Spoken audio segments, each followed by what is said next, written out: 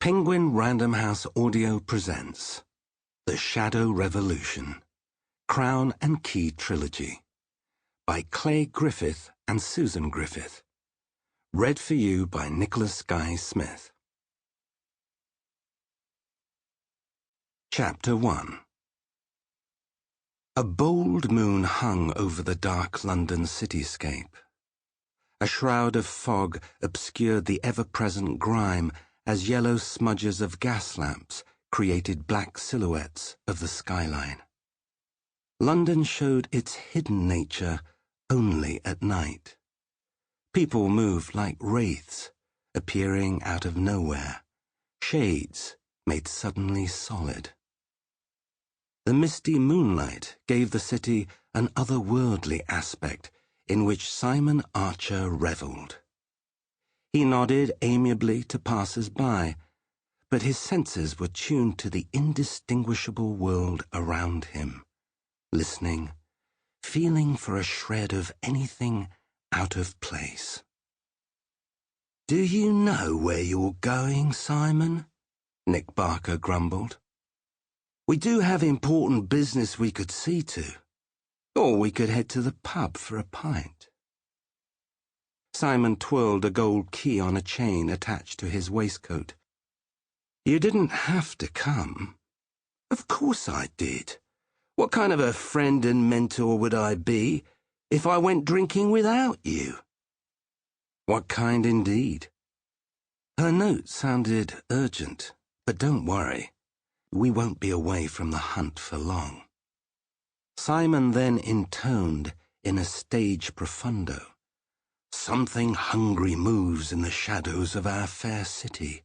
We've heard it whispered in and out of every tavern, and we are the men to put an end to it." Simon arched an amused eyebrow.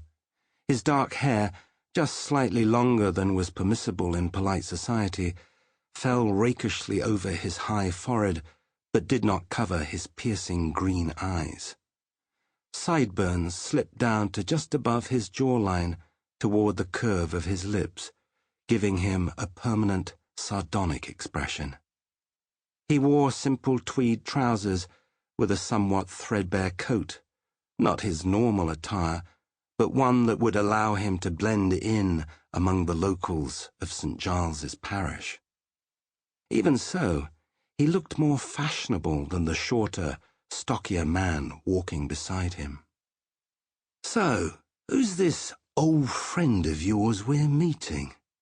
Nick asked. "Do I know her?" The man possessed the build of a common brawler and the sartorial tastes of one. Likely once a very handsome young man, Nick had creases born of time and experience, as well as unshaven stubble, which made him appear somewhere over 40 years old. His brown hair was short and ruffled, kept without care. Nick struggled to keep up with Simon's purposeful long strides as they threaded their way into the wretched rookery. "She was from before I met you, just after my mother died, God rest her soul, when I first came to London." Simon couldn't help the flicker of pain that crossed his sharp, angular features even after so long. "Marie d'Angoulême was an actress of some repute back then." He sighed at the memory. "Marie d'Angoulême?" Nick whistled in appreciation. "You knew her? I saw her once at a party. Good Lord, why would you stray from that woman?" "I didn't. She left me." "She left you? But you're Simon Archer, London's greatest gentleman of leisure." Nick grasped his chest in mock surprise. Simon flashed a grin that blazed in the darkness. "I wasn't London's great gentleman then. I was a boy from Bedfordshire with no great place or purpose." "And now suddenly she wants to meet with you again?" Nick gave a suspicious frown. "In this parish? After how many years?" 6 or 7. I owe her a bit of my time. She was kind to a chap new to the city." She was kind because you paid her way. You, my friend, have never been able to tell the difference between genuine kindness and deception. Simon tusked. Sincerity can't be faked, only deceit. The two men ventured deep into the wretched rookery. They passed blocks of condemned structures pressed together and rows of tenements in such disrepair that planks of wood were used to hold up their dilapidated sides. Glassless windows were boarded up or stuffed with rags and newspapers. The streets were full of garbage and human offal. The stench was strong. The air was pitch black in the narrow confines. This area enjoyed its shadows. Among the ruins stood a female figure. Enough faint light filtered from shaded windows and closed doors to illuminate her. She looked smaller and so much older than Simon remembered, and it struck him hard. Years ago she had been adorned with grand jewels and opulent fabrics, and yet even those had barely been able to hold in her audacious and flamboyant manner. Now her garments were gaudy rags of torn lace and soiled silk. When her pale eyes alighted on his form, she must have seen the shock in his expression, because she pulled her shabby cloak tighter, concealing her embarrassing attire.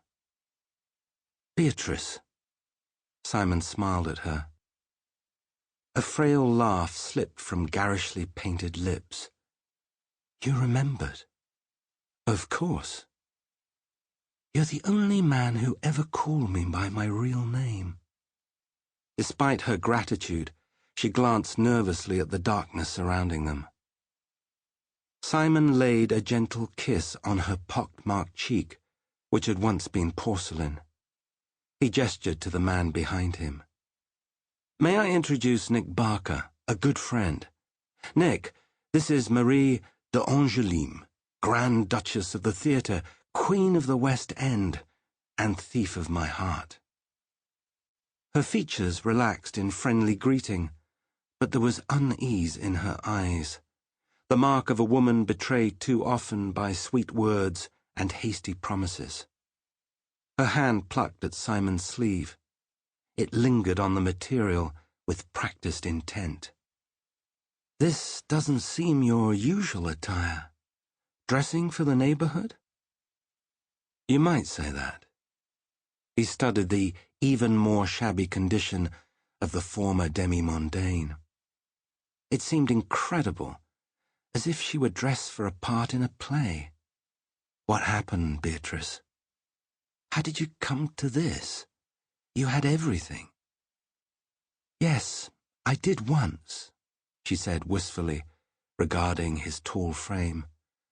"But a wrong turn here, a twist of fate there." "What about your magic?" Simon asked. He noticed her worried gaze dart to Nick, but he gave her a reassuring nod. "You were quite skilled." Beatrice shrugged with a wan smile before stepping back into the shadows once more. "As with all things in my life, I made missteps there too." "You should have come to me earlier." He reached into his coat. "How much do you need?" "Jesus God, Simon!" She glared at him in anger. "I'm not asking you for money." Annoyed, Nick demanded, "What is it you want if not that?" Ignoring the accusatory barb, her hand alighted on Simon's chest, her finger tracing a strange symbol on his shirt. She actually shivered, although Simon didn't think it had anything to do with the cold. Her skin turned abruptly pale beneath the cheap rouge. "I have a customer, an aristocrat named Lord Oakham. Do you know him?" "I've heard the name," Simon replied. "He isn't a regular, but not a stranger either. I was with him last night, and afterward I saw him fall into an argument with another man on the street not far from here. About what, I do not know. But I saw..." Beatrice faltered. Fear overwhelmed. Sample complete. Ready to continue?